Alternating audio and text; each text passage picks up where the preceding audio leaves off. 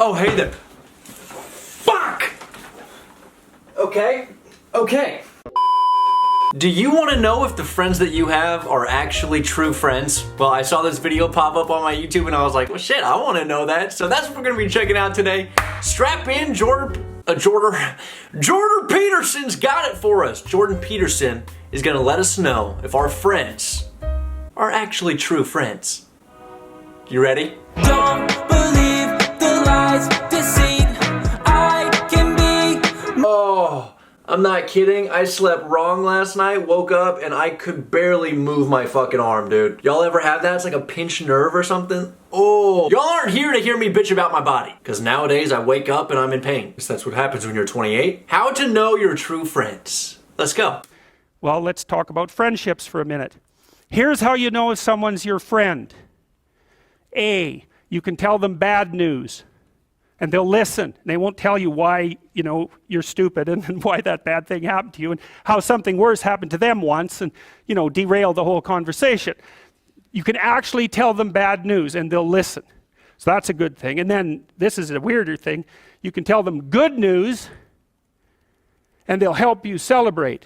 And that's a really good way of deciding who you should have around you, because if you have someone around you, something good happens to you and you're kind of afraid to even admit it because, God, something good happened to you. It's like, you let that be known and it'll certainly be taken away. So, you come out and you sort of tell someone half-heartedly that something good happened to you and they give you a whack and then talk about, the great thing that happened to them 3 years ago, or worse, the great thing that happened to someone that they knew 3 years ago. It's like, go away from that person. They're not helpful to you, and they're not helpful to themselves either. And so you want to surround yourself, you got to think about this. You got to surround yourself with people who want the best for the best part of you. You can hang around with weasels and losers that are trying to pull you down to justify the fact that they're spiraling downhill as well. Wow. And the upside of that is you don't have to have any responsibility and you can all whine about how wretched life is, So that's pretty attractive. Because misery loves company. If you're surrounding yourself with people that love misery, that miserable energy will translate to you in your daily life. I want to take what he's going to say. I'm going to call my friend after this and see if they pass the test. We'll see. But I would say it's also a bad medium to long-term plan. And so it's acceptable and desirable to try to surround yourself with people who are facilitating your development. And you might say, well, I've got people around, I know them well, they're not doing that well and they don't fit into that category. It's like, what's your point? What are you going to do with them exactly? If they'll listen and cooperate with you and move towards a better future, great. If they don't pay any attention and they keep doing the same damn things over and over and they're not going anywhere and it's painful, then maybe the proper thing to do is say, you just have your misery. I'll go off and have my life. And maybe you'll wake up at some point in the future and think that's a better way of being. Because just putting up with it is, well, they call that enabling, right? You put up with that sort of behavior, you're providing tacit consent for it and even tacit approval. It's like, it's a bad idea. The hell does tacit mean? Implied. Got it.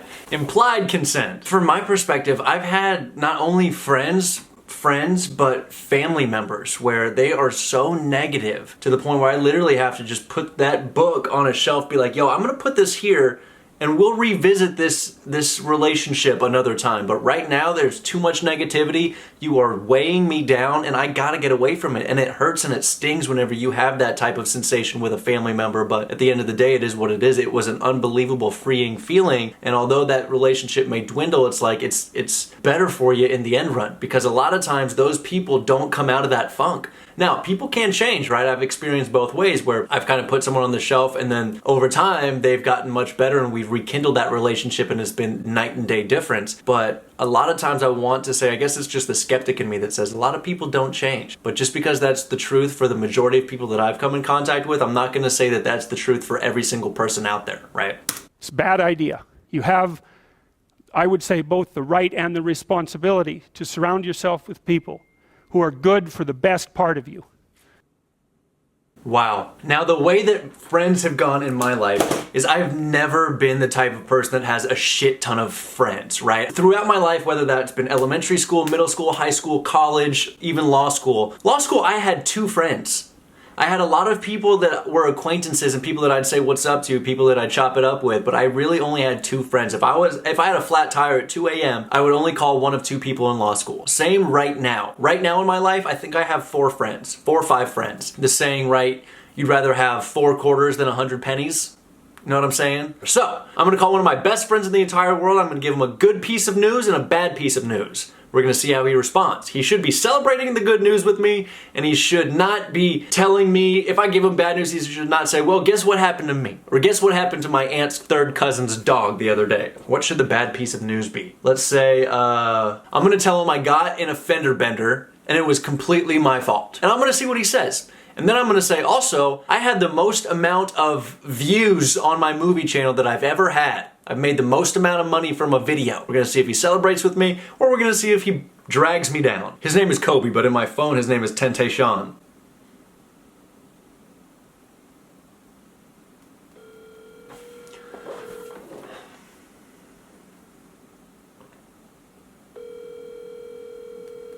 First step, a friendship. Does he answer? Wow.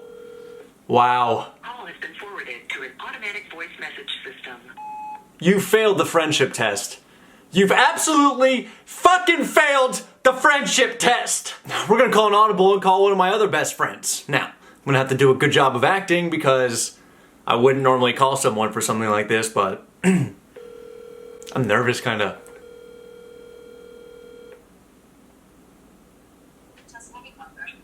Hello? Yo, What's up, dude? are you busy? What's going on?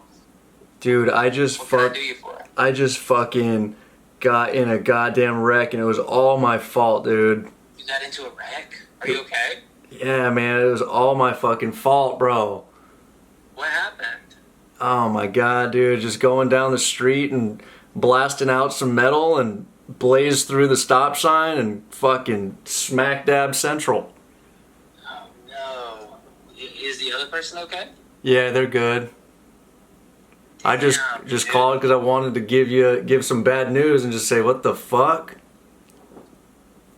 Yeah. Yeah. Wait, why'd you call me to give me bad news? Because you're my boy. You're my friend.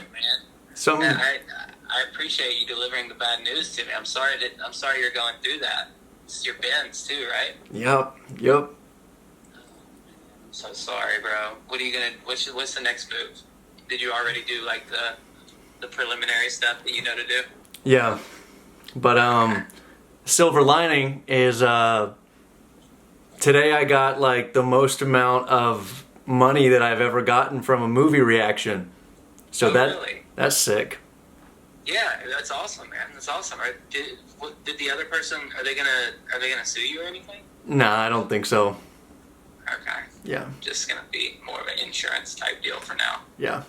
So, but Dang, man. Well, yeah, definitely look at the silver lining in all of this. That's awesome, man. And I'm proud of you for doing that too. The other channel seems like it's taken off. hell yeah, dude. Yo, you're my boy, you know? Yeah, for sure. I'm so sorry you're going through it, man. It's all good. And I wanted to tell you that everything I just said was bullshit. I would like there's this video, how to know your true friends. And you're supposed to deliver good news and bad news. And if they play into it and say, you know, are on your side for the bad news instead of putting you down and saying why it's your fault, then they're a true friend. And if you give them some good news and they celebrate with you, they're in fact a true friend. So I wanted to put you to the test, and you are 100% a true friend. Okay. Yeah. Well, now I'm gonna throw some sauce at you because Gabriella was on an important call. This bullshit. So I'm gonna go and let her get back. Okay. All right. Love you, bro. Thank you for being a good friend. Yeah, you're welcome. Love you too. All right. Bye. Glad you're okay. Thank you. Okay. See ya. True friends, baby. Pass the friendship test. Do it to your friends and let me know how it goes. That being said, I love you guys so much. I'll see you in the next one. Peace. Don't believe the lies.